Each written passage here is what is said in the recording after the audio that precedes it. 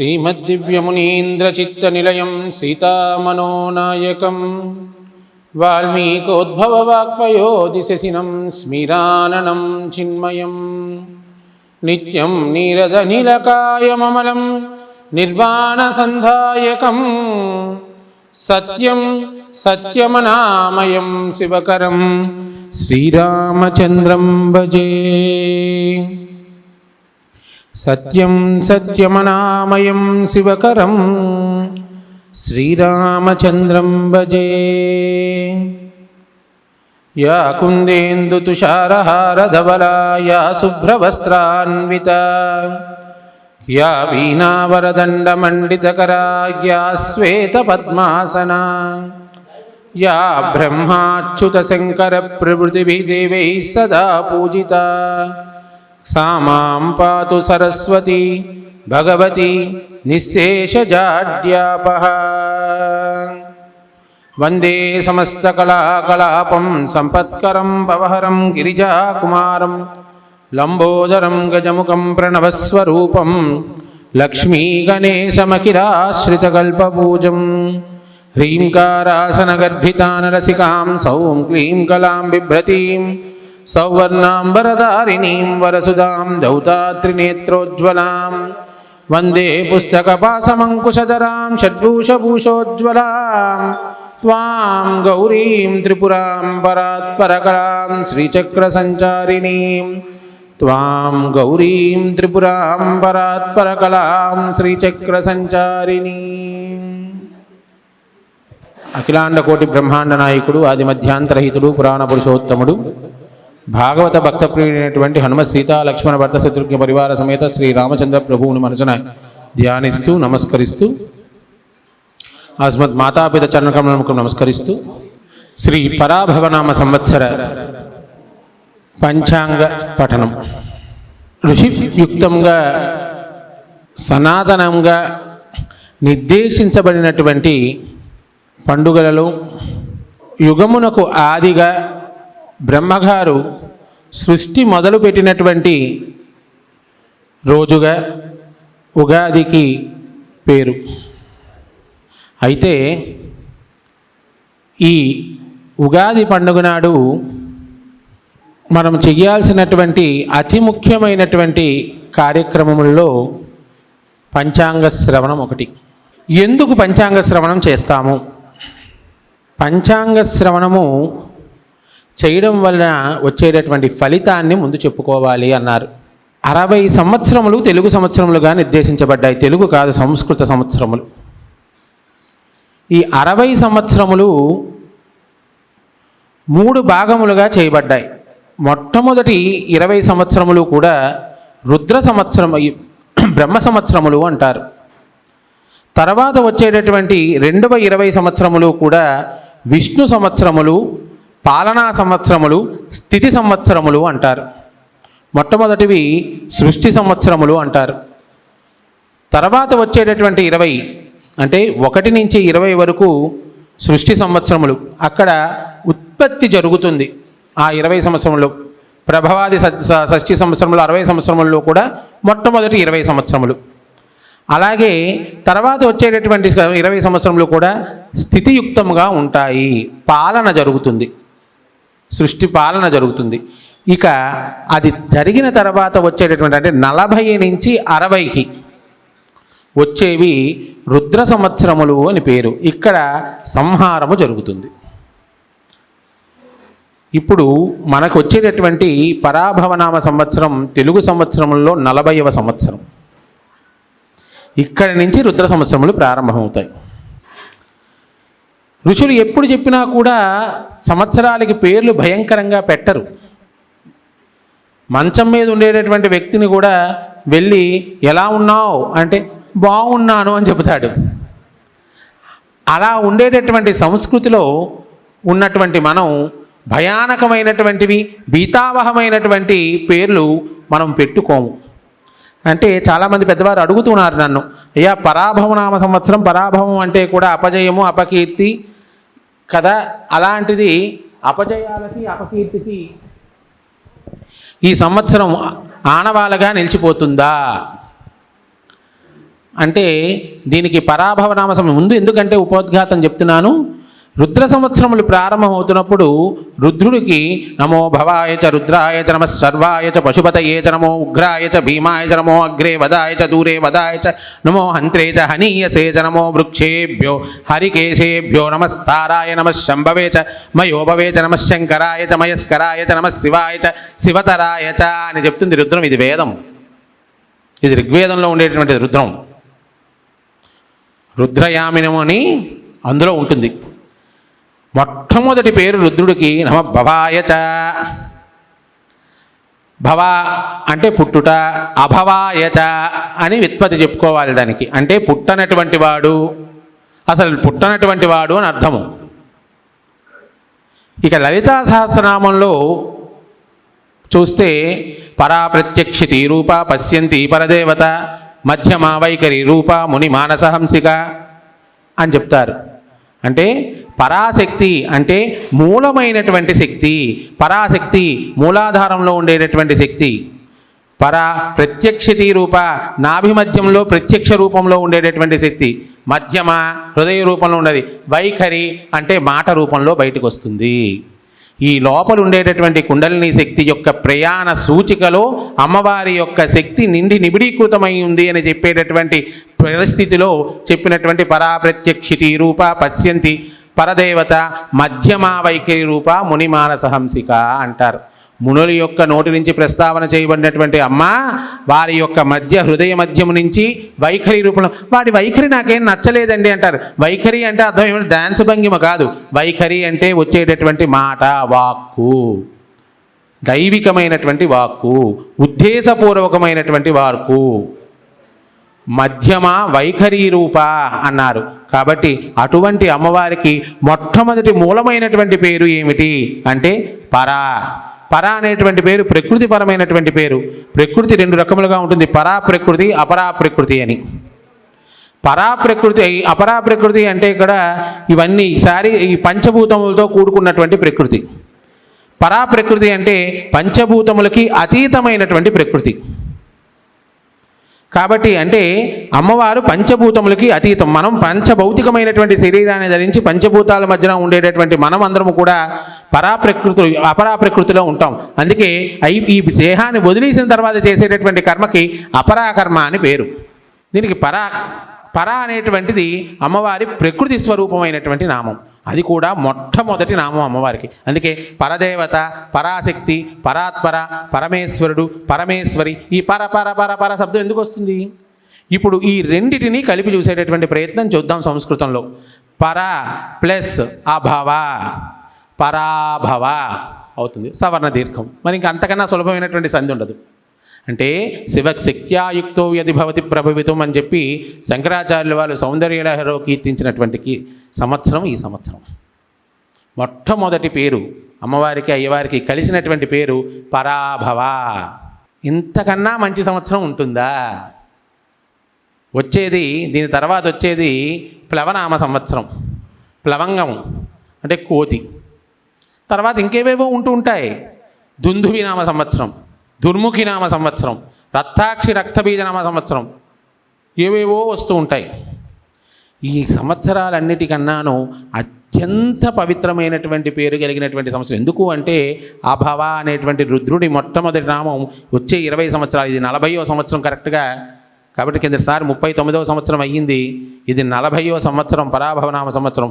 40 నుంచి 60 వరకు ఉండేటటువంటి సంవత్సరాలు రుద్ర సంవత్సరాలు. కాబట్టి రుద్రుడి యొక్క మొదటి పేరు అది ఈ ప్రకృతిలో నడుస్తుంది. కాబట్టి ప్రకృతిపరమైనటువంటి అమ్మవారి యొక్క పేరు కలిపి ఋషులు నిర్ణయించింది పరాభవనామ సంవత్సరం. ఇక దీని గురించి ఇతరత్ర వ్యాఖ్యలు చేయాల్సినటువంటి అవసరం లేదు. మనకు నచ్చిన అర్థం మనం తీసేసుకొని మనకి నచ్చినట్టుగా మనం పెట్టేసుకుంటే చెప్పేవారు కూడా అలాగే చెబితే అది ఇబ్బందిదాయకం అవుతుంది, కానీ మరో విధమైనటువంటి క్షేమాన్ని కలిగించదు. కాబట్టి అంతటి అద్భుతమైనటువంటి పరాభవనామ సంవత్సరంలో ఈసారి చాలా విశేషమైనటువంటి ఫలితాలు. 12 రాసుల వారిలో 10.5 అనుకోవచ్చు మార్కుల రూపంలో చెబితేను 9 రాసుల వారికి పరిపూర్ణమైనటువంటి శుభయోగాలు ఉన్నాయి.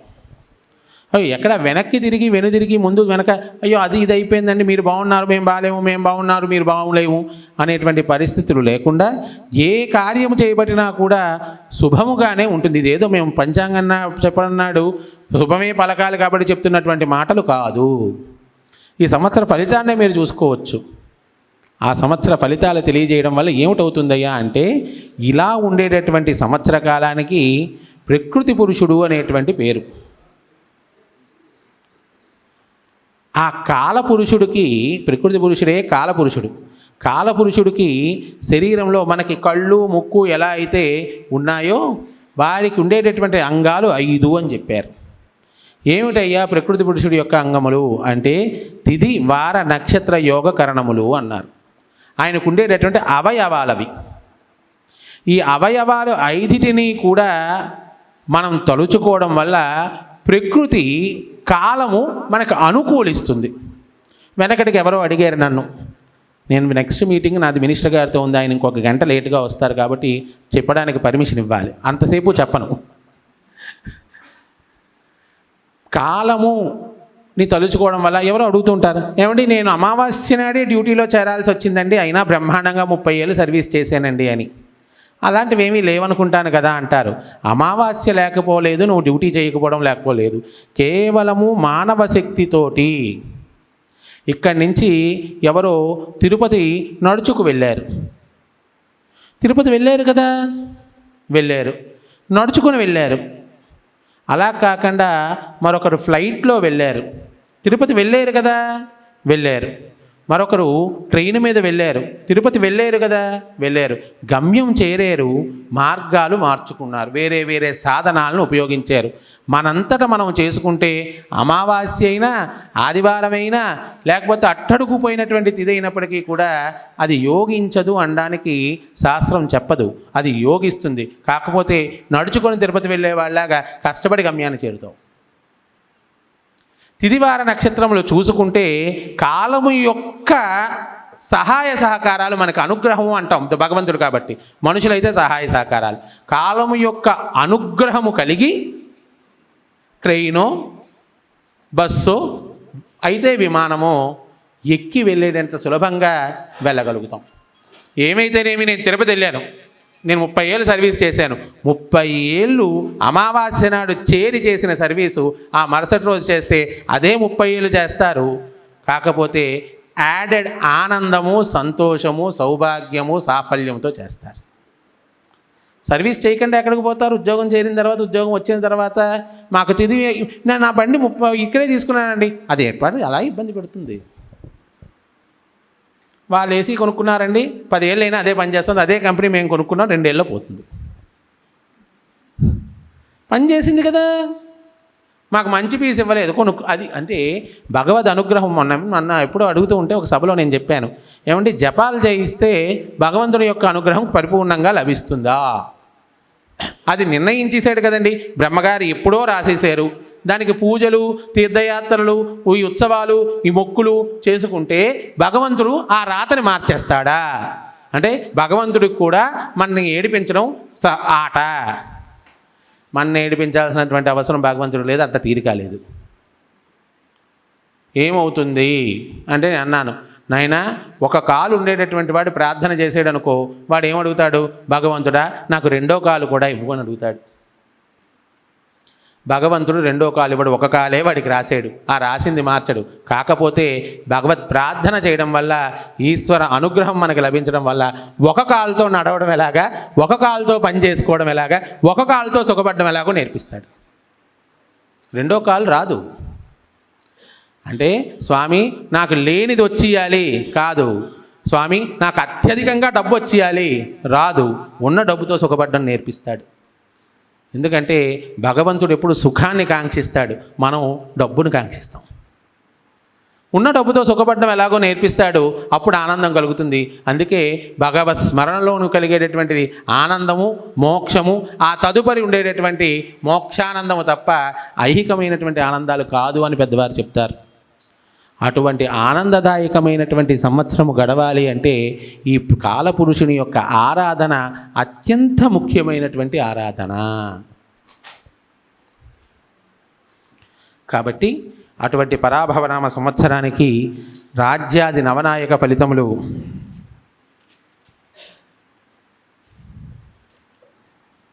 ఎలా ఉంటాయి అంటే, గురువారం నాడు ఉగాది వచ్చింది కాబట్టి రాజు గురువు అవుతాడు.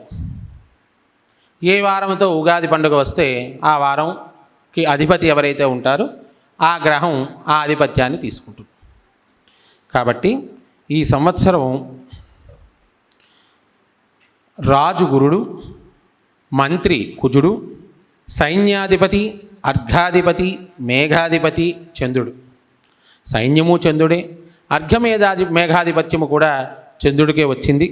అలాగే సస్యాధిపతి, పంటలకి అధిపతి శుక్రుడు, ధాన్యాలకి అధిపతి బుధుడు, రసాలకి అధిపతి రవి, నీరసాలకి అంటే లోహాలకి అధిపతి గురుడు.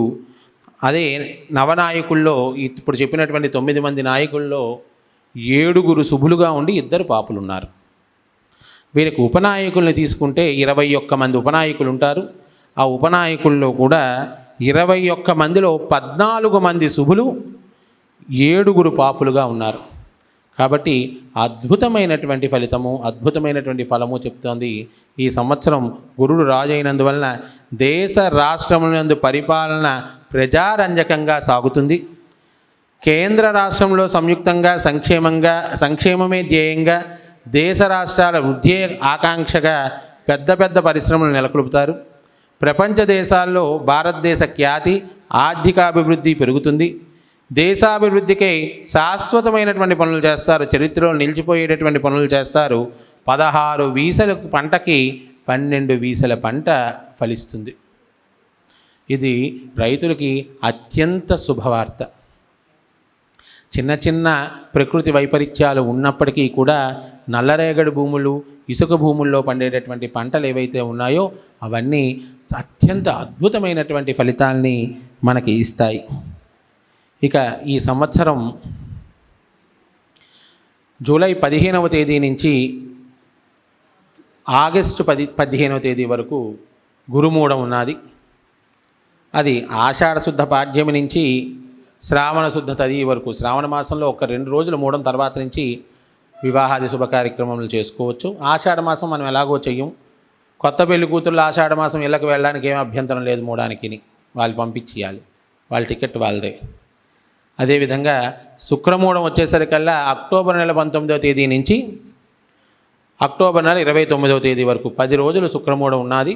ఆ 10 రోజులు కూడా ఆశ్వీయుజ శుద్ధ అష్టమి దుర్గాష్టమి నుంచి మొదలుకొని 10 రోజుల పాటు, అంటే ఆశ్వీయుజ బహుళ చవితి. ఆశ్వీయుజ బహుళ చవితి అంటున్నారంటే అట్ల తదియ తర్వాత రోజు వరకు కూడా, దుర్గాష్టమి నుంచి అట్ల తదియ తర్వాత రోజు వరకు కూడా వారికి శుక్రమూఢమి. ఈ సమయంలో వివాహాది కార్యక్రమాలు ఎలాగూ చేసుకోము. ఇక ఈ సంవత్సరం జూన్ 1వ తేదీ నుంచి 13వ తేదీ వరకు యమునా నది పుష్కరాలుగా చెప్తారు. గురుగ్రహం, బృహస్పతి గ్రహం కర్కాటక రాశి సంచారం వలన యమునా నదికి పుష్కరములు వస్తాయి. పుష్కర విధులు చక్కగా చేసుకోవచ్చు. ఈ సంవత్సరం ఇంకో విశేషమైనటువంటివి ఏంటంటే 3 గ్రహణాలు సంభవిస్తాయి. ఆ 3 భారతదేశంలో కనపడవు. కాబట్టి ఇన్స్టాగ్రాములను చూసుకొని, ఫేస్బుక్లను చూసుకొని, యూట్యూబ్లను చూసుకొని ఎక్కడో పట్టిన గ్రహణానికి ఇక్కడ విడిచికండి. మనకి గ్రహణము కనపడితే పూర్ణబింబ దర్శనేచ అని చెప్పి పక్కాగా రాసి పెట్టింది ధర్మసింధువు. పూర్ణబింబము కనపడినంత వరకు కూడా గ్రహణము పట్టాల్సినటువంటి అవసరము లేదు.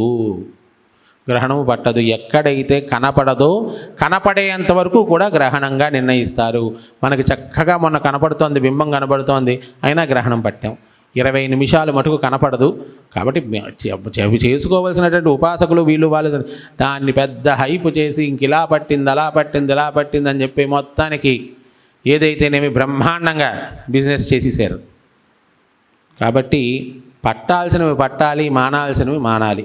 మానాల్సినవి బట్టి పట్టాల్సినవి మానేస్తే అనర్థాలు జరుగుతాయి. కాబట్టి అక్కర్లేని గ్రహణాలు పట్టకండి. ఈ సంవత్సరం గ్రహణాలు లేవు భారతదేశంలో కనపడేవి. స్పెయిన్, ఆస్ట్రేలియా వెళ్ళి అక్కడికి వెళ్ళి పట్టేసి అక్కడ దానాలు చేసుకొని వచ్చేయండి కావస్తే, గ్రహణం పట్టాలనేటువంటి పండుగ ఉంటే.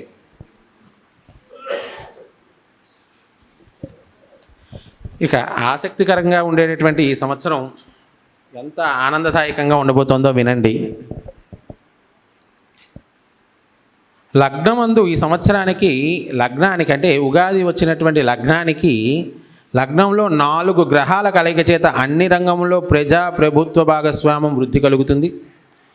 వాయు, సముద్ర, కంప్యూటర్, విమాన, నేవీ రంగంలో ప్రత్యేకమైనటువంటి గుర్తింపు, పెద్ద పెద్ద విదేశీ సంస్థల పెట్టుబడులు పెరుగుతాయి. అంటే ఈ పంచాంగకర్తలు ఈ పంచాంగం రాయడం మొదలుపెట్టినప్పటికీ ఇవేవి జరగలేదు. అప్పటికే రాసేది ఇవేవో ఎడిషనల్ పేజెస్ కావు, ఎడెండంలో వచ్చినటువంటివి కావు, అపెండిక్స్లో పెట్టి మళ్ళీ పెట్టడానికి ఇప్పుడు జరుగుతున్నటువంటివి పేపర్లో చదివి. ఇది పంచాంగకర్తలు ఎప్పుడు మొదలెడతారంటే ఈ ఉగాది అయిపోయిన తర్వాత వైశాఖ పంచమి నాడు, వసంత పంచమి నాడు మళ్ళీ పంచాంగం రాయడం మొదలెడతారు వచ్చే సంవత్సరానికి, లేకపోతే అవ్వదు, ఆ లెక్కలు తేలవు. అలా చేస్తే దసరాలకి పూర్తవుతుంది. ప్రింటర్ బాగా మనకి తెలిస్తే న్యూ ఇయర్కి ఇచ్చేస్తాడు, ఏది ఆంగ్ల సంవత్సరానికి. అంచేత వైశాఖ మాసం నుంచి మొదలు పెడతారు. వైశాఖ మాసంలో రాసినటువంటి ఫలితాలు మనం ఈ ఉగాదికి చదువుతాం, కిందటి వైశాఖ మాసంవి. కాబట్టి అప్పుడు రాసినటువంటివి మీరు న్యూస్ చదువుతున్నారా అండి, పంచాంగం చదువుతున్నారా అండి అంటారని ఈ విషయం చెప్పడం గురించే చదివి మరీ ప్రామాణికంగా చెప్తున్నాను నేను. అంతటి గొప్పదైనటువంటిది మన శాస్త్రం. మీరు అప్పుడప్పుడు చప్పట్లు కొట్టచ్చు, మొహమాట పడిపోకూడదు, బిగులు పడిపోతుంటారు. బంగారం, వెండి, రాగి, ఇత్తడి, ఇనుము లోహాల రేట్లు పెరుగును. కుజుడి ప్రభావం చేత అగ్నిచోర వాహన ప్రమాదాలు, వింతరోగ భయాలు కలుగుతాయి. పొరుగు దేశాల్లో యుద్ధ భయం కలుగుతుంది. స్త్రీ పురుషులకు ఆధ్యాత్మికతతో మెలుగుతారు. దేశ రాష్ట్రాలు ఆర్థిక వృద్ధి రేటు పెరుగుతుంది. ఇవన్నీ బాగానే ఉన్నాయి. స్త్రీ పురుషులు అందరికీ కూడా ఆధ్యాత్మిక భక్తి కాదు, ఆధ్యాత్మిక భయం పట్టుకుంది. కాబట్టి ఆధ్యాత్మికతోనే ఉంటారు. ఏదైతేనే భక్తి అయితేనే, భయం అయితేనే. చెయ్యకపోతే ఏమవుతుందో అనేటువంటిది భయం తప్ప చేస్తే ఏమొస్తుంది అనేటువంటి భక్తి లేదు. ఇక ప్రపంచ దేశాల్లో దేశ ప్రగతి ప్రత్యేక గుర్తింపు పొందుతుంది. నిత్యావసర వస్తువుల ధరలు తగ్గుతాయి. ఇది కొంచెం జరగాల్సినటువంటి వ్యవహారం. ఆగస్టు తర్వాత తగ్గుతాయి. ఇక కేంద్ర రాష్ట్ర ప్రభుత్వాలు ప్రజా సంక్షేమంలో ప్రజల మన్ననలు పొందుతారు. చంద్రకుజ శుక్ర ప్రభావం చేత సినీ రంగము, గురుని ప్రభావం చేత విద్యారంగంలో విద్యాలయాలు, అదేవిధంగా బుధుని ప్రభావం చేత వ్యాపార సంస్థలు, శని ప్రభావం చేత కార్మిక కర్షక వర్గంలో వారు మరియు దేశమంతా వృద్ధి చెందుతుంది. ఈ ఏడాది అందరికీ వృద్ధే, మామూలుగా లేదు. మొత్తం ఇచ్చి పడేస్తాడు స్వామి. చేనేత, సముద్ర, పర్యాటక, రవాణా, మత్స్య, హోటల్ మరియు వ్యవసాయ, సాంకేతిక, విద్య, వైద్య, రక్షణ రంగంలో వారి, క్రీడా రంగంలో వారికి దేశ విదేశాల్లో ప్రత్యేక స్థానము, గుర్తింపులు ఈ సంవత్సరం చెప్పబడుతున్నాయి. సరిహద్దు ప్రాంతాల్లో రక్షణ రేఖ వెంబడి మన భూభాగము పరిరక్షించుకుంటూ శత్రు దేశాలకు భారతదేశం సింహస్వప్నంగా నిలబడుతుంది. మన జోరికి రానివరు, మనెవరు అడ్డుకోరు, మన వస్తువులు ఎవరు ఆపరు. ఎందుకంటే ఏ సముద్రమైనా మన వైపుకే వస్తుంది కాబట్టి. వాళ్ళు ఆపినా వాళ్ళు అక్కడ వాడి పడవను ఆపగలడు, కానీ అక్కడ వేసినటువంటి రాయి వస్తే ఇక్కడికే వచ్చేస్తుంది. మన దేశానికి ఉండేటువంటి సంపద అది పైనుంచి కిందకే వస్తుంది కదా. ఏదైనా కూడాను అవన్నీ పైకి ఉన్నాయి, మనం కిందకున్నాం. మన కిందకి ఏమీ లేవు, శ్రీలంక తప్ప. దాని కిందకి ఇంకేమీ లేవు. కాబట్టి ఆ పైన వేసినవన్నీ కిందకే వస్తాయి. మీరు చూసి గమనించండి ఎప్పుడైనా మ్యాపు. కాబట్టి వాడు వదలక తప్పదు. ఎంతకాలం పట్టుకుంటాడు? ఇక కేంద్ర ప్రభుత్వం హైందవ ధర్మాన్ని ఆసరాగా తీసుకొని ప్రచారం సాగించి ప్రజామన్ననలను పొందుతుంది. లగ్నమందు గురుడు, లగ్నాధిపతి బుధుడు, రాజ్యమందు పరివర్తన చేత దేశ ప్రధానమంత్రికి, రాష్ట్ర ముఖ్యమంత్రులకు దేశ విదేశాల్లో ముఖ్యమైనటువంటి గౌరవాలు, శాశ్వతమైనటువంటి దీర్ఘకాలిక వాణిజ్య ఒప్పందాలు కుదురుతాయి. అదేవిధంగా భాగ్య రాజ్య లాభములందు గ్రహ సంచారం చేత దేశ రాష్ట్రంలో ఆర్థికాభివృద్ధి, ప్రజాభివృద్ధి జరుగుతుంది. రాష్ట్ర ఆర్థిక పరిస్థితులు అంతగా అనుకూలించవు. ఊహించిన దానికంటే అధిక రుణాలు చేస్తారు రాష్ట్రంలో. నూతన పరిశ్రమలు, అంతర్జాతీయ స్థాయిలో హోటల్స్, పారిశ్రామిక కారిడార్స్, దేశ విదేశాల కమ్యూనికేషన్స్, సాఫ్ట్వేర్స్, పెద్ద పెద్ద సంస్థలు రాష్ట్రంలో చురుగ్గా నిర్మాణాలు పునరుద్భవిస్తాయి. అదేవిధంగా చంద్రుడు, రాహువు సంయుక్తంగా ఉండడం చేత రైతులకు ప్రభుత్వపరమైనటువంటి ప్రోత్సాహాలు మెండుగా అందుతాయి. అగ్ని వాహన చోర ప్రభావంలో చేత ప్రజలు భయభ్రాంతులకి గురవుతారు. అదేవిధంగా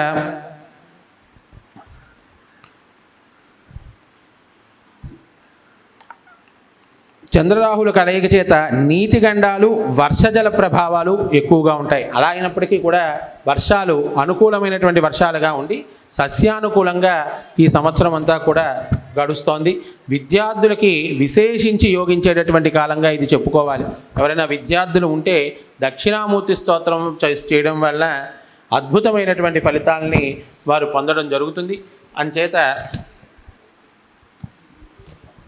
ఈ సంవత్సరం జనవరి 14వ తేదీ రాత్రి 8:28 సంక్రమణ పుణ్యకాలంగా నిర్ణయించబడింది. కాబట్టి మన సంక్రాంతి పండుగ 15వ తేదీ. పంచాంగం అంతా చెప్పేశాం కదండి, ఇంకా మరి చెప్పడానికి మరి ఏమీ లేదనుకుంటే నా గురించి ఏమీ చెప్పలేదు, నేను నేను నేను అనుకునేటువంటి వారికి ఆ మేనికి పట్టినటువంటి రాశి ఫలితాలు చెప్తాను. మేషరాశి వారు ఉన్నారండి? తెలియదు. ఎవరో ఒకరు దేనికో దానికి చెయ్యెత్తినా మా అన్న నేను చెప్పాల్సిన 12 రాసులు నేను చెప్పేస్తానులేండి. మళ్ళీ నేనని చెప్తే బాగుందని చెప్తారో బాగాలేదని చెప్తారో అని చెప్పి గవాలను చెయ్యెత్తారు. పాఠం చెప్తున్నప్పుడు కూడా మేము అంతే, అందరికీ అర్థమైందా అంటే మరి ఏం మాట్లాడరు. అర్థమైందనుకోవాలో అర్థం కాలేదనుకోవాలో తెలియదు మరి. అంచేత ఎవరైతే మేషరాశిలో ఉన్నారో అశ్విని నక్షత్రం 4 పాదాల వారు, భరణి నక్షత్రం 4 పాదాల వారు, కృతికా నక్షత్రం 1వ పాదం వారు, ఒక రాశికి 9 పాదాలు, ఒక నక్షత్రానికి 4 పాదాలు, అంటే 2 నక్షత్రాల ఒక పాదం ఉంటుంది ఒక రాశిలో. దీన్ని మేషరాశి అంటారు. వీరికి ఆదాయం 11, వ్యయం 5, రాజపూజ్యం 2, అవమానం 4. ఆదాయ వ్యయాలు రాజపూజ్య అవమానాలు చూసుకొని మా జాతకం మేము నిర్ణయం చేసుకుంటామని చెప్పి బెంగబడిపై ఫోన్లు చేసేసి పరిగెట్టేసి కింద మీద అయిపోయి ఏమీ పడిపోవాల్సినటువంటి అవసరం లేదు. ఆదాయ వ్యయాలు రాజపూజ్య అవమానాలు. ఆదాయము అంటే ఏమిటి అంటే మనం తెచ్చుకున్నది, మనం చేసినటువంటి పుణ్యము. వ్యయము మనం పాపం చేసినటువంటి పాపం. పాపం చేస్తే ఏమవుతుంది? పుణ్యం ఖర్చు అయిపోతుంది, అది వ్యయం. అదే ధర్మము చేస్తే రాజపూజ్యం, అధర్మం చేసినటువంటి వాడికి ఎప్పుడూ కూడా అవమానమే. అన్యాయంగా ప్రవర్తించి ఈనాడు తప్పుకోవచ్చు కానీ ఏనాటికి కూడా అదే తప్పుకొని తిరుగుతానంటే కుదరదు. ఎప్పుడైతే దొరికిపోతాడో అప్పుడు అవమాన పడక తప్పదు. కాబట్టి ఈనాటి రాజపూజ్యం ధార్మికంగా ఉంటే ఎప్పటికీ రాజుగానే ఉంటాడు. అధార్మికంగా వెళితే గనక ఏనాటికైనా అవమాన పడతాడు. కాబట్టి పూర్వం చేసినటువంటి పాపకృత్యాలకి అవమానం పడ్డము అంటే పుణ్యానికి దగ్గరికి వెళ్తున్నామని కదా అర్థము. కాబట్టి అవమాన వ్యయాలను చూసుకొని భయపడిపోక్కర్లేదు. ఎప్పుడో అడుగుతుండే జాతకంలో ఒక జాతకం చూసిన తర్వాత నేను అన్నాను, బాబు సింగరేణి బొగ్గు కానీ అంత తెచ్చుకున్నావు వెనక నుంచి, క్రితం జన్మ నుంచి బొగ్గు తెచ్చుకున్నావు ముడిసరుకు కింద, అది ఎప్పుడు రాజేసేను, అది ఎప్పుడు వెలిగేను, అది ఎప్పుడు బుగ్గయ్యేను, నీకెప్పుడు పుణ్యం వచ్చాను నాయన.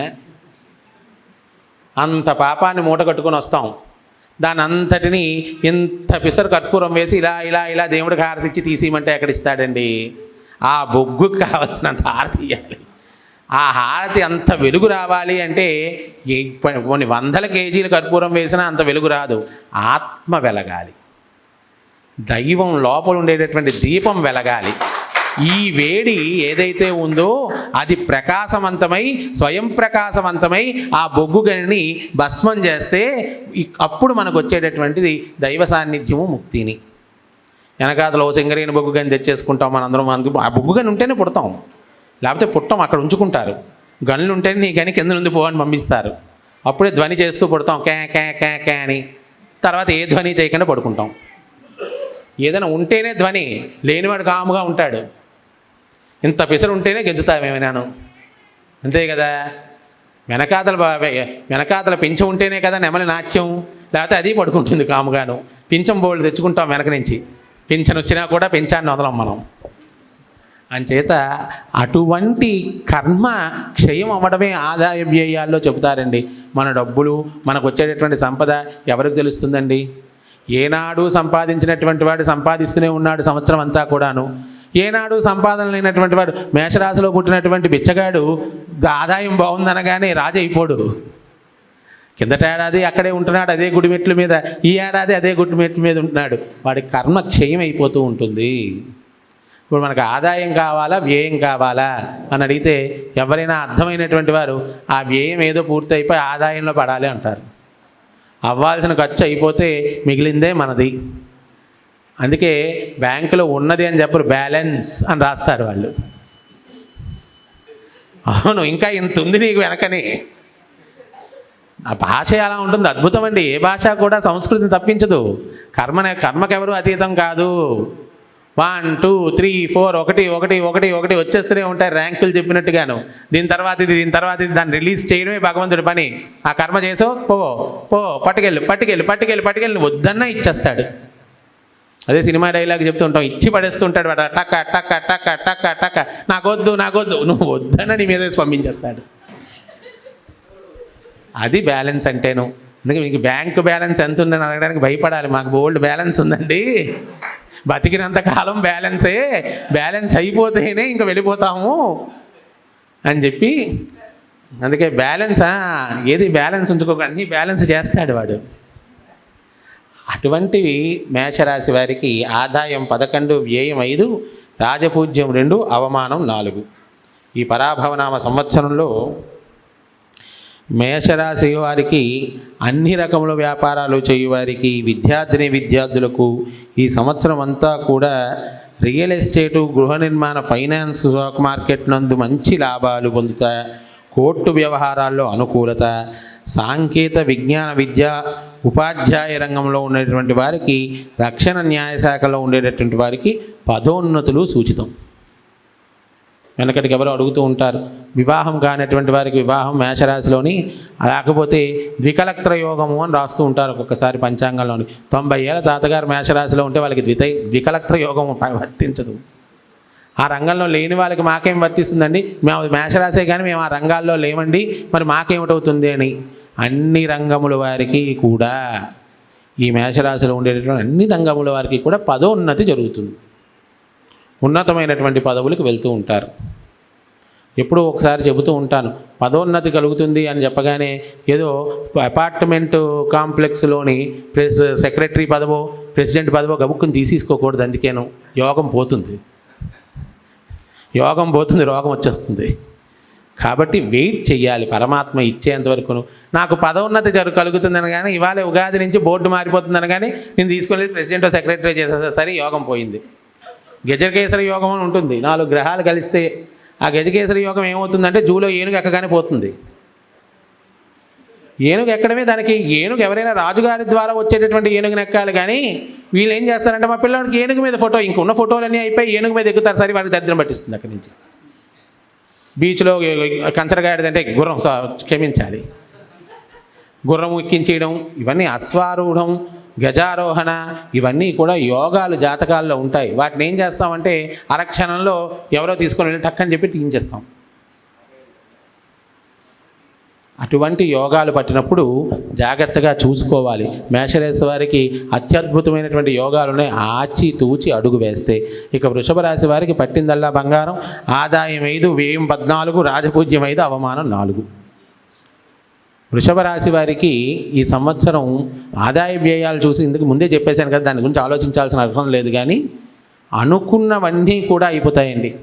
ఎప్పటి నుంచో పెండింగ్ బాకీ ఉండిపోయినటువంటి, గత 3 సంవత్సరాలుగా బాకీ ఉండిపోయినటువంటి పనులు టక్కని తీసి పూర్తయిపోతాయి. అద్భుతమైనటువంటి విదేశీయాన యోగ్యత ఉన్నది, విదేశీ ఆదాయం కనబడుతోంది. విదేశీ ఆదాయం కనబడుతోందంటే ఎవరైనా ఫ్రెండ్ అమెరికా నుంచి రాగానే ఏది మీ కరెన్సీ ఎలా ఉంటుంది, నా దగ్గర దాచుకొని అంటారు. సరే, అందుకని తీసుకోకూడదు, మనం వెళ్ళి సంపాదించుకునేటువంటి ప్రయత్నం చెయ్యాలి. అటువంటి విదేశీయాన యోగ్యత, అద్భుతమైనటువంటి ఫలితాలు కనబడుతున్నాయి. మంచి పేరు ప్రతిష్టలు కూడా వారు సంపాదించడానికి అవకాశం ఈ సంవత్సరం కలుగుతోంది. స్త్రీ పురుషులందరికీ కూడాను ఈ 12 మాసాలు కూడా గ్రహానుకూలతే. మిథున రాశి వారికి ఆదాయం 8, వ్యయం 11, రాజపూజ్యం 1, అవమానం 7. ధర్మం ఎప్పుడైతే పరిపాలన చేస్తోందో అప్పుడు ఎవరికైనా చూడండి ఆదాయం కన్నా వ్యయమే ఎక్కువ కనబడుతుంది. ధార్మికత పెరగాలి, ఉన్నది ఇచ్చేయాలి. మనకున్నదేదో మనం చూసుకొని మనకు కావాల్సినంత ఉంచుకోవడం, మిగతాది ఇతరులదని ఇచ్చేయడం. ఇతరకు కావాల్సింది కూడా గ్యాస్ బండ దొరకడం లేదంటే ఎవరింట్లో తాళం వేసి ఉందా చూసి మీ గ్యాస్ బండ మేము వాడుకోవచ్చా అని చెప్పి వాడి కూడా తీసుకొచ్చి 5 గ్యాస్ బండలు పెట్టాం ఇంట్లో. ఏమవుతాయో తెలియదు, అగ్నిభయాలు. 5 బండలు తెచ్చేస్తాం. టీవీ వాళ్ళు కూడా అలా చెప్తారు, ఇంకా గ్యాస్ లేదంటే లేదు, ఇంకా రాదంటే రాదు అనగానే వెంటనే వీళ్ళు ఆపేస్తారు. అప్పటి వరకు వచ్చినటువంటి గ్యాస్, ఆ ముందు రోజు వరకు వచ్చినటువంటి సరఫరా ఏమైందో మరి నాకు అర్థం కాలేదు, ఆపేశారు. టీవీ వాడు చెప్పడం ఏంటి, మనం ఆపేస్తాం. అంటే వస్తుందని జాగ్రత్త పడమని మీడియా వారు చెప్తారు, అతి జాగ్రత్త పడి మనం దాచేస్తాం. మీడియా వారిది తప్పు కాదు, వస్తుందని వాళ్ళు చెప్పకపోతే ఆ మాన్యం ఎలా వస్తుందని మనకు తెలుస్తుంది, వారి వాళ్ళే మనకు వస్తుంది. కానీ దాన్ని విపరీతంగా అర్థం చేసుకుంటాం, మామూలుగా అర్థం చేసుకోం మనం. అంచేత ఆదాయ వ్యయాలు ఇలా ఉండగా మిథున రాశి వారికి 6 మాసాలు యోగదాయకంగా ఉంటుంది, 6 మాసాలు రోగదాయకంగా ఉంటుంది. చాలా ఇబ్బంది పెట్టేటటువంటి అంటే ఆరోగ్యం కాస్త ఇబ్బంది పడతారు. అనుకూలమైనటువంటి కార్యమైనప్పటికీ కూడా, ఏదైనప్పటికీ కూడా మొట్టమొదటి 6 మాసాల్లోని కూడా అవివాహితులు ఎవరైనా ఉంటే కూడా వారికి వివాహ యోగ్యత మనకి కనపడుతోంది. రైతులకి అనుకూలమైనటువంటి పరిస్థితిగా కనపడుతోంది. ఫైనాన్స్ వ్యాపారస్తులకి అనుకూలమైనటువంటి పరిస్థితిగా కనపడుతోంది. ఈ 3 కార్యక్రమాలు కాకుండా మిగతా కార్యక్రమాలు మొట్టమొదటి 6 నెలల్లో చేసుకోవడం మంచిది, తర్వాత 6 నెలల్లో చేసుకుంటే జనాలకి మంచిది. ఇక కర్కాటక రాశి వారికి ఫలితము: ఆదాయం 2, వ్యయం 11, రాజపూజ్యం 4, అవమానం 7గా చెబుతూ ఈ గ్రహస్థితి పరిశీలించగా విద్య, వైద్య, ఉద్యోగ, వ్యాపార వ్యవహారాలు, సినీ, నాటక, టీవీ కళాకారులకు దీర్ఘకాలిక సమస్యలు పరిష్కారం అవుతాయి. గృహమందు శుభకార్యములు, విందు వినోదాల్లో పాల్గొనుట, కోర్టు వ్యవహారాల అనుకూలత, శత్రుజయం, పుణ్యక్షేత్ర దర్శనం, భార్యాభర్తల వారి సౌఖ్యము, విదేశయానము, భూగృహ స్థిరాస్తి వస్తువాహన కొనుగోలు, పిత్రార్జిత లాభము కలుగుతుంది. ఇక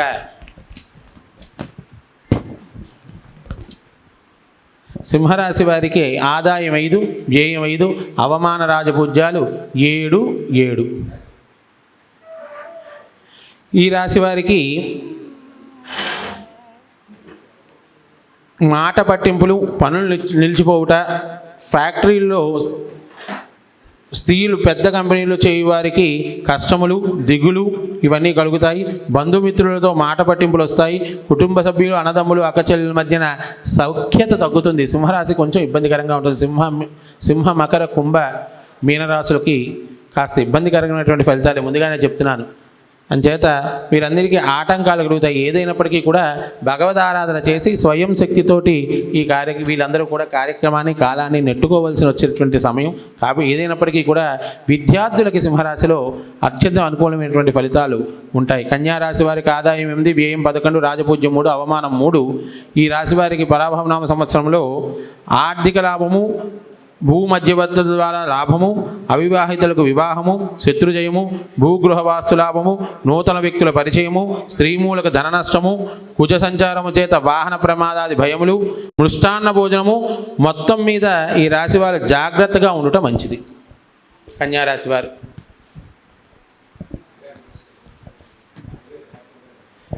ఇక తులారాశి వారికి ఆదాయం 5, వ్యయం 14, రాజపూజ్యం 6, అవమానం 3. ఈ రాశి వారికి చక్కటి బ్యాలెన్స్ కలిగినటువంటి సందర్భం ఇది. కోర్టు వ్యవహారంలో అనుకూలత, కొత్త సినిమాల రూపకల్పన, కొత్త వ్యక్తుల పరిచయము, ప్రభుత్వ సహాయ సంపత్తు, భూతగాదాల పరిష్కారము, మధ్యవర్తిత్వం ద్వారా లాభము, స్నేహితులతో కలిసి విందు వినోదాలతో పాల్గొని యాత్రలు చేస్తారు. దేవాలయ నిర్మాణము, ప్రతిష్ట, గ్రామాభివృద్ధికై కృషి, పూర్వ సన్నిహితులు, గురువులను దర్శించుట, విలువైన వస్తు సేకరణ చేస్తారు. తులారాశి వారికి కూడా ఈ సంవత్సరం బాగుంది. చిట్ట చివరి 3 మాసాలు కొంచెం ఇబ్బంది కలిగిస్తాయేమో కానీ మిగతావన్నీ కూడా బాగానే ఉంటాయి. ఇక వృశ్చిక రాశి వారికి ఫలితం: ఆదాయం 11, వ్యయం 5, రాజపూజ్యం 2, అవమానం 6. ఈ రాశి వారికి విశేష ధనార్జన, పట్టిందంతా బంగారంగాను, చేయు వృత్తి వ్యాపారం నందు లాభముట, మధ్యవర్తిత్వం ద్వారా లాభము, విద్యార్థులకు ఉద్యోగ విదేశీయాన ప్రాప్తి, విదేశీ విద్య లాభము, అవివాహితులకు వివాహ ప్రాప్తి, పిత్రార్జన లాభము, శత్రుజయము, ప్రభుత్వ అనుకూలత, నూతన వ్యాపార ప్రారంభము, యోగ్యత, వైద్య శిక్షణ, న్యాయ శాఖల్లో మార్పులు జరుగుతాయి. వృశ్చిక రాశి వారికి కూడా అద్భుతమైనటువంటి ఫలితంగా చెప్తున్నాము. అదేవిధంగా వారికి కొంచెం ఆరోగ్యము మొట్టమొదటి 3 నెలలు కూడా, అంటే ఆగస్టు నెల వరకు కూడా ఆరోగ్యం కొంచెం ఇబ్బంది పెడుతున్నప్పటికీ కూడా మంచి ఫలితాలనే ఇస్తాయి. ఇక ధనుర్రాశి ఫలితాలకు వచ్చేసరికల్లా శని ప్రభావం చేత అన్ని వ్యవహారంలో అన్ని రంగంలో వారికి ఆచితూచి నిర్ణయాలు తీసుకోవడం మంచిది. తొందరపాటు నిర్ణయాలు పనికిరావు. స్థిరాస్తి కొనుగోలు క్షుణ్ణంగా పరిశీలించి తీసుకోవాలి. మోసపోవడానికి అవకాశం ఎక్కువ. ఆస్తి పంపకాల్లో సోదర సోదరీమణులతోటి తగాదాలు. అదేవిధంగా చిరు వ్యాపారస్తులకు, ఫైనాన్స్, రియల్ ఎస్టేట్ వ్యాపారస్తులకు మిశ్రమ ఫలితాలు కనబడుతున్నాయి ధనుర్రాశిలో ఉండేటటువంటి వారికి. ఇక మకర రాశి వారికి ఆదాయం 2, వ్యయం 8, రాజపూజ్యం 1, అవమానం 2. వీరికి ఈ సంవత్సరం జూన్ 2 వరకు కూడా జాగ్రత్తగా ఉండడం మంచిది. తదుపరి గ్రహానుకూల ప్రభావం చేత అన్ని దీర్ఘకాలిక పెట్టుబడులు కలిసి వస్తాయి. భూగృహ వాస్తు లాభాలు కలుగుతాయి. అవివాహితులకు వివాహము, నిరుద్యోగులకు ఉద్యోగము, ఉద్యోగులకు పదోన్నతి, పాత బాకీలు వసూలగుట, న్యాయశాఖల పట్ల జాగ్రత్తగా ఉండుట, భూగృహ వివాదాలు, సోదర విరోధము సున్నితముగా పరిష్కరించుట జరుగుతుంది.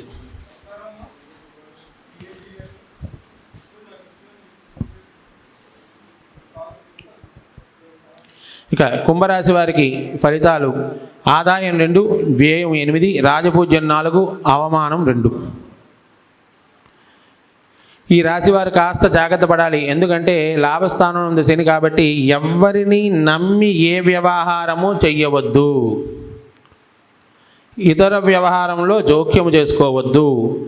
మధ్యవర్తిత్వం మంచిది కాదు. విద్యార్థులకు పరీక్షల విషయంలో సంపూర్ణ శక్తియుక్తులు పెట్టినప్పటికీ ఫలితములు సామాన్యముగా వస్తాయి. అక్టోబర్ 31 తర్వాత వ్రాయు పోటీ పరీక్షలు, ఉద్యోగ పరీక్షలు ఫలితాలు అనుకూలంగా ఇస్తాయి. రాజకీయ నాయకులు మితంగా మాట్లాడటం మంచిది. అదేవిధంగా సాహసంతో ప్రజల సమస్యలను పరిష్కరించడానికి ముందుకు వెళితే పరాభవం దాని నామాన్ని తను చాటుకుంటుంది. అదేవిధంగా ఉద్యోగులకు స్థానచలనం తప్పదు. రుణములు చేయుట మంచిది కాదు. అదేవిధంగా మీనరాశి వారికి ఆదాయం 14, వ్యయం 11, రాజపూజ్యం 7, అవమానం 2. ఈ పరాభవనామ సంవత్సరంలో వీరికి గృహ నిర్మాణం, నూతన గృహ నిర్మాణము, అదేవిధంగా రక్షణ శాఖలో ఉండేటటువంటి వారు, రాజకీయ నాయకులు అన్నిటా ఆచితూచి వ్యవహరించాలి. ప్రతి ఒక్క పని సంపూర్ణ పరిశీలనతో చేయుట. ఉద్యోగులకు స్థానచలనం తప్పదు. విద్యార్థులకు సమర్థక ఫలితం మాత్రమే దక్కును. కోర్టు వ్యవహారాలు ప్రతికూలత, దూర ప్రయాణాలు, వస్తు వాహన నష్టము, అగ్నిచోర భయము, వాహన ప్రమాదము, మధ్యవర్తిత్వము, షూరిటీలు పెట్టడం వలన నష్టాలు, అవివాహితులకు వివాహము, నిరుద్యోగులకు ఉద్యోగము, ఉన్నత విద్యకై చేయి విదేశీ ప్రయాణాలు కలిసి వస్తాయి. ఇది మీనరాశి వారికి. ఇప్పుడు కూడా ఏలినాటి శని అంటారు. కుంభరాశి వారికి, మీనరాశి వారికి, మేషరాశి వారికి ఏలినాటి శని ప్రభావం ప్రారంభమవుతోంది. అయితే కుంభరాశి వారికి శని స్వక్షేత్రం అవడం చేత అంత ఇబ్బంది పెట్టడు. కానీ మీనరాశికి గురుడితో సమస్థితిలో ఉంటాడు కాబట్టి, గురుడు మంచి స్థితిలో ఉన్నాడు కాబట్టి ఈ సంవత్సరం ఏలినాటి శని ప్రభావం తగ్గుతుంది మీనరాశి వారికి. ఏలినాటి శని ప్రభావం కలిగినప్పుడు 3 విషయాల్లో ఇబ్బంది పెట్టాడు. మీరు ఎప్పుడైనా గమనించుకోవచ్చు. ఏలినాటి శని కలిగినప్పుడు వివాహం చేస్తాడు శని. వివాహంతో పాటు ఉద్యోగాన్ని ఇస్తాడు. ఉద్యోగానికి పాటు ఇల్లుని ఇస్తాడు. ఈ 3టికి అడ్డడు, మిగతా వాటన్నిటికీ అడ్డుతాడు. ఎందుకంటే ఈ 3 పురుషార్థములు. ధార్మికంగా బతకడానికి, ధనార్జన చేసుకొని పొట్టపోసుకోవడానికి ఉండేటటువంటి ఆర్జన ఏదైతే వస్తుందో ఉద్యోగం ద్వారా దాన్ని ఇచ్చేస్తాడు. విద్య, జ్ఞాన సంపత్తికి ఎవరు అడ్డరు. ఏ గ్రహము కూడా అవిద్య ఇవ్వదు. కాబట్టి అది విద్యా యోగ్యతను కలిగిస్తాయి. అంటే మరీ జాతకంలో ప్రతికూలత పరిస్థితులు ఉంటే అవేం చేయలేని పరిస్థితులు, ముతావస్థలు ఉంటే అవేం పనిచేయవు. కాబట్టి శని విద్యని, ఉద్యోగాన్ని, అదే వివాహాన్ని ప్రోత్సహిస్తాడు. కాబట్టి చాలామందికి వివాహాలు ఏలినాటి శనిలోనే జరుగుతూ ఉంటాయి. మొదటిసారి వివాహం చేస్తాడు, రెండోసారి ఉద్యోగం పదోన్నతిని ఇస్తాడు, మూడోసారి మృత్యువునిస్తాడు అంటారు. కాబట్టి అటువంటి అద్భుతమైనటువంటి కాలాన్ని మనం ఈ సంవత్సరం చవి చూడబోతున్నాం. ఇది ఈ 12 రాసుల వారికి మనం చెప్పబోయేటటువంటి సూచనలు, ఆదాయ వ్యయాలు. కాలాతీతం అయ్యింది అనుకుంటున్నాను. కాకపోతే కాలం గురించి మాట్లాడుకోవడానికి అనుకూలించేటటువంటి కాలం ఈ ఒక్కరోజే. రేపటి నుంచి మళ్ళీ ఎవరు దీన్ని పట్టించుకోరు. పంచాంగం ఉందా ఇంట్లో అంటే పంతులు గారి ఇంటికి పరిగెట్టాలి. వాళ్ళ ఇంట్లో ఉంటుందా అంటే ఫోన్లో చూస్తారు. అది కరెక్ట్గా చెబుతారా అంటే ఆ సిగ్నల్ బట్టి వస్తుందో ఏమిటో ఒక్కొక్కరిది ఒక్కొక్క రకంగా వస్తూ ఉంటుంది. కాబట్టి ఎక్కడ సిగ్నల్ బాగుంటుందో ఆ పంతులు గారి ఇంటికి వెళ్ళి ఆ ఫోన్లో చూసుకొని మన సిగ్నల్ని మనం సెట్ చేసుకోవాలి తప్ప పరమాత్మ యొక్క సిగ్నల్ని తెలుసుకుంటే ఎక్కడికి కదలక్కలేదు. ఏ గ్రహాలు ఏ ఇంట్లో ఉన్నా మన ఇంట్లో మనం తిన్నగా ఉంటే బాగానే ఉంటాం. పక్కింటి వాడి గురించి పట్టించుకుంటే అన్ని గ్రహాలు పడతాయి మన మీదే. కాబట్టి ఏ గ్రహం ఎలా ఉన్నా అమ్మవారి యొక్క అనుగ్రహం మిన్న.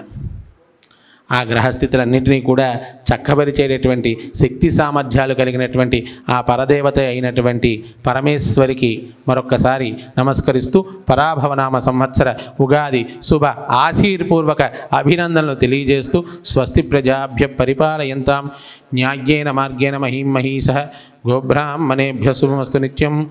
లోకా సమస్తా సుఖినో భవంతు. స్వస్తి.